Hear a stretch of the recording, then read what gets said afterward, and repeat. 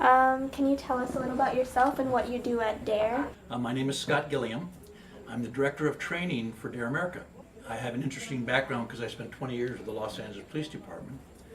And my first year in LAPD, I was one of the very first officers to go undercover in the high schools. So you've heard of 21 Jump Street? That was me. I was the very first one. We started that whole thing. And it became very apparent to me at the time that there's a problem with kids and drugs. Out of my 20 years in law enforcement, 17 was spent working with kids. And my last 10, I was the very first D.A.R.E officer as well. So I've been doing D.A.R.E for 31 years now. So I have a lot of concern for children and drugs. Why do you think teens abuse drugs? What are your thoughts on the topic? You know, there's so many different things that children do to become interested in drugs. Number one, peer pressure is always a big one. Kids are always influenced by other kids. In fact, our current D.A.R.E curriculum is designed to have kids help other kids make better decisions by explaining situations they've been in and how they got out of them. So peer pressure is a major reason why kids get involved with drugs. You know, people being cool and being involved with the use of drugs. So I think they want to grow up faster than they should. And I think drugs or cigarettes or alcohol may be one of the ways they look to do that.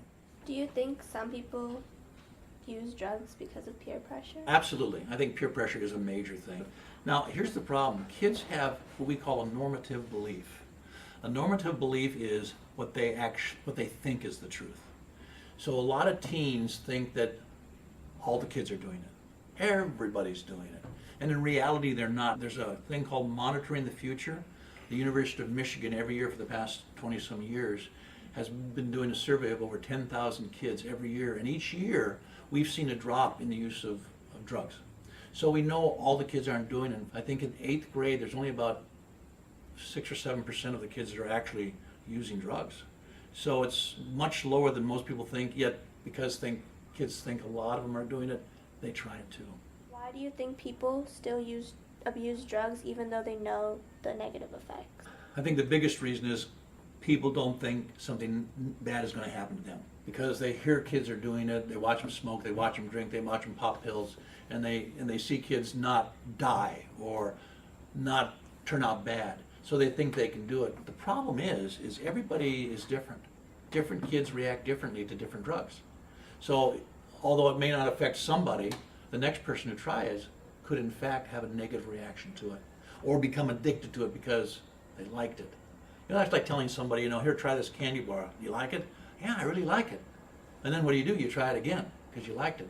And sometimes that happens with drugs depending on how your makeup is and how your mind works. That type of situation happens could in fact cause you to continue to use drugs. Why do you teens in urban cities such as LA use more drugs than other cities? I personally don't know that that's true. I haven't done the research on that.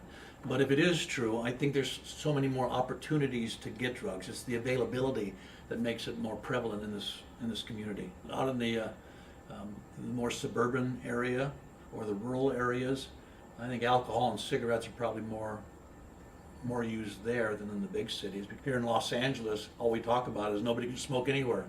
In Manhattan Beach, you can't smoke. Culver City, you can't smoke. You can't smoke on the city streets. So there's an awareness here. However, as far as pills or other narcotics, illegal narcotics, it is probably more prevalent, and it's because it's more available, and I think that's why. Teens get addicted to drugs fairly quickly. Is it because of neglecting of parents, peer pressure, depression, etc.? Well, number one, they become easily addicted because their mind is still developing. You know, as the mind develops, it's trying to figure out how to work and how it grows, and it's still growing. And so if you're trying drugs at a younger age, it's much more easily to be influenced by those drugs. I think kids go through a lot of things. It's tough going to school. Peer pressure's there. A lot of kids go through depression because they're trying to achieve, you know, great things in school. And because the pressure's on them, they look for a kind of a release. Sometimes they turn to drugs for that. The other thing, in talking about it, most of our drugs have dropped. There's a little spike in marijuana this past year in 2014, but most of them have had a slow decline. However, over-the-counter and prescription drugs, they've gone up. Kids are using them easier. They're easier to get a hold of, you know. Grandma's not at home. She's got a bunch of pills. Let's take those. So there's been some growth in the use of prescription over-the-counter drugs. In fact, we just worked with 3 of the major prescription companies to create a anti-prescription drug program, which we have for the D.A.R.E program now.